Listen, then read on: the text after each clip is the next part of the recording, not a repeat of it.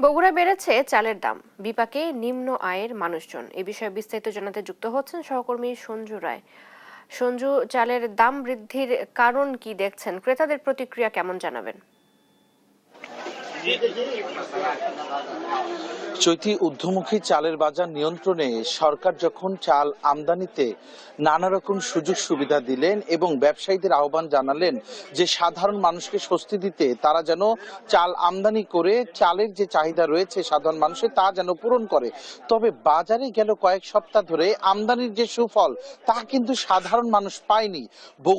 বগুড়ার যে বাজার, প্রতিটি বাজারে আজ সকাল থেকে আমরা খোঁজ নিয়ে দেখেছি দেশি যে কাটারি চাল তা বিক্রি হচ্ছে ৭৮ টাকা করে, এবং আমদানিকৃত যে চাল সেই চালের দাম কিন্তু অনেক কম হওয়ার কথা ছিল, কিন্তু দুর্ভাগ্য হলেও সত্যি সেই চালও বিক্রি হচ্ছে ৭৫ টাকা থেকে ৭৬ টাকা পর্যন্ত। আর বগুড়ার যে অন্যান্য যে চালের বাজার রয়েছে, যেমন কাটারি নাজির, সেটিও বিক্রি হচ্ছে আগের দামে ৮০ টাকা কেজি।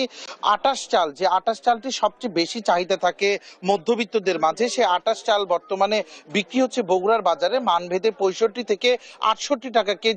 মোটা যে চাল তারও বাজার কিন্তু 56 টাকার কম কোনো চালই নেই। 56 টাকা থেকে 58 টাকা ভেদে মান ভেদে স্বর্ণা এবং রঞ্জিত চাল কিন্তু বগুড়ার বাজারে বিক্রি হচ্ছে।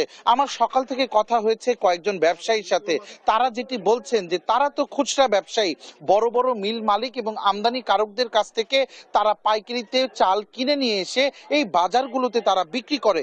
এখন যারা আমদানি কারক রয়েছে তারা কি দামে আমদানি করেছে এবং তাদেরকে কি দামে বিক্রি করছে, এটি যদি কোনোভাবে মনিটরিং করা যায় তাহলে হয়তো আমদানিকৃত যে চাল তা হয়তো সাধারণ মানুষ কিছুটা কম টাকায় তারা পেতে পারে। তবে প্রশ্ন কিন্তু এখানে রয়েছে যে আসলেও কি ৭৫ টাকা কেজিতে যে আমদানিকৃত চাল বিক্রি হচ্ছে, এই চালটি আসলেও এর কমে বিক্রি করা কোনোভাবে সম্ভব হবে কিনা সাধারণ মানুষের প্রশ্ন।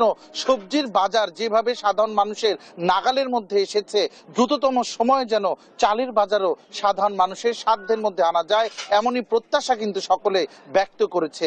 চৈতি, বগুড়া শহরের ফতে আলী বাজার থেকে চালের ঊর্ধ্বমুখী বাজারের দাম দর নিয়ে আমার কাছে এটি ছিল সর্বশেষ।